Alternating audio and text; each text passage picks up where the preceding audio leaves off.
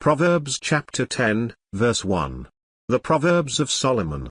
A wise son makes a glad father, but a foolish son is the heaviness of his mother. Numbers chapter 11, verses 31 to 35. And there went forth a wind from the Lord, and brought quails from the sea, and let them fall by the camp, as it were a day's journey on this side, and as it were a day's journey on the other side, round about the camp, and as it were 2 cubits high on the face of the earth. And the people stood up all that day, and all that night, and all the next day, and they gathered the quails. He that gathered least gathered 10 homers, and they spread them all abroad for themselves round about the camp.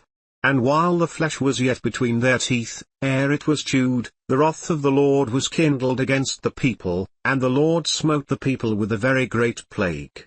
And he called the name of that place Kibroth-Hattaavah, because there they buried the people that lusted.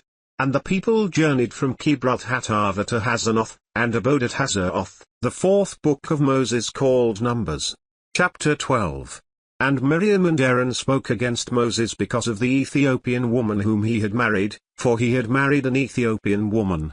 And they said, Has the Lord indeed spoken only by Moses? Has he not spoken also by us? And the Lord heard it. Now the man Moses was very meek, above all the men which were on the face of the earth, and the Lord spoke suddenly to Moses, and to Aaron, and to Miriam, Come out you 3 to the tabernacle of the congregation.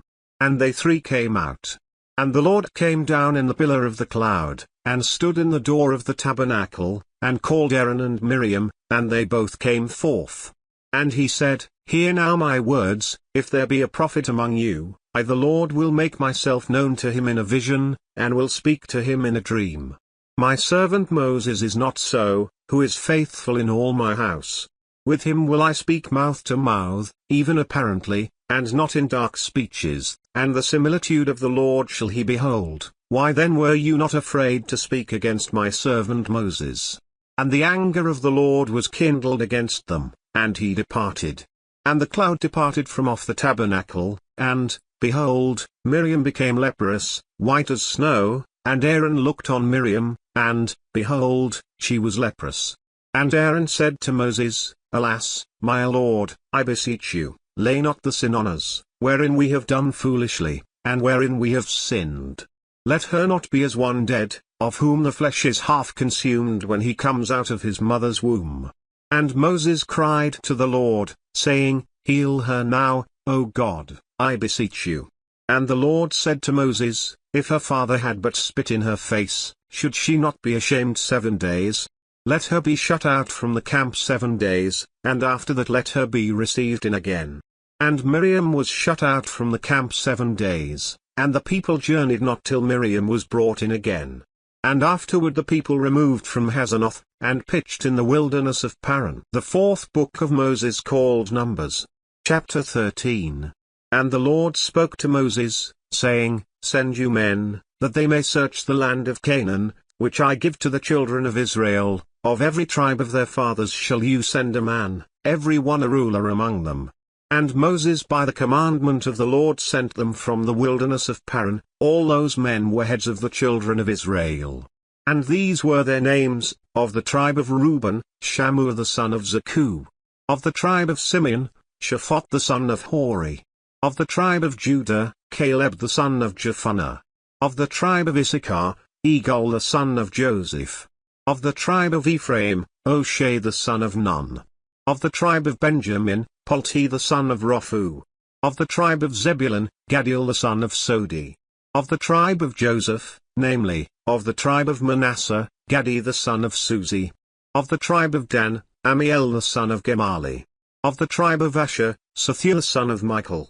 Of the tribe of Naphtali, Nobi the son of Vophsi. Of the tribe of Gad, Guel the son of Machi. These are the names of the men which Moses sent to spy out the land. And Moses called O'Shea the son of Nun Yeshua.